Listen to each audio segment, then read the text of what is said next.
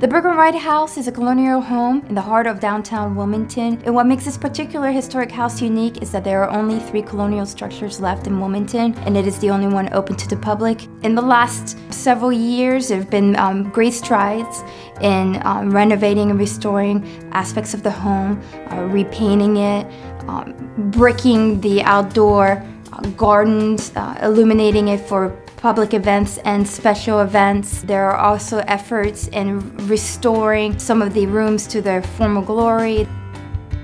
The stone structures on the property were actually the original city jail of Wilmington from 1744 to 1768. And after a fire, John Burgwin, a local merchant and planter and royal secretary to the governor, built his house above the jail foundations. There's an outdoor kitchen with an original hearth that's still functional from the colonial era. And the house, fully furnished with 18th and 19th century pieces, dates back to 1770. The tours last about 45 minutes, and visitors will discover local and North Carolina colonial history, as well as the social fabric of the house in regards to who the families were, who the people that were enslaved and worked for the families were.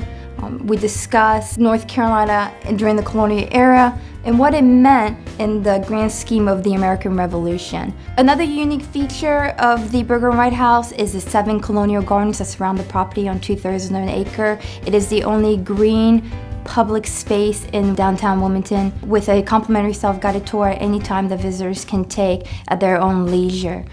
And there are now 3 permanent exhibits about the Wilmington tunnels, the city jail, and the types of crime and punishments that took place on the property, as well as the restoration of the Burgwin-Wright House in 1938. A lot of people don't realize that we almost lost the Burgwin-Wright House to a gas station in 1938.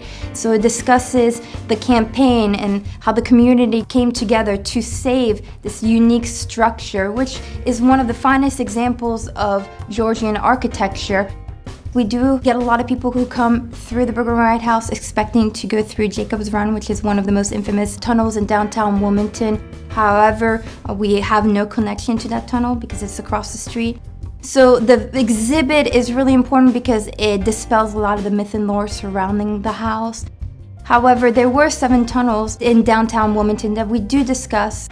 There are beautiful visuals of where the tunnels are and what it meant for the economy of Wilmington, draining the swampy land back into the Cape Fear River so Wilmington could thrive and build roads and become one of the main ports in North Carolina.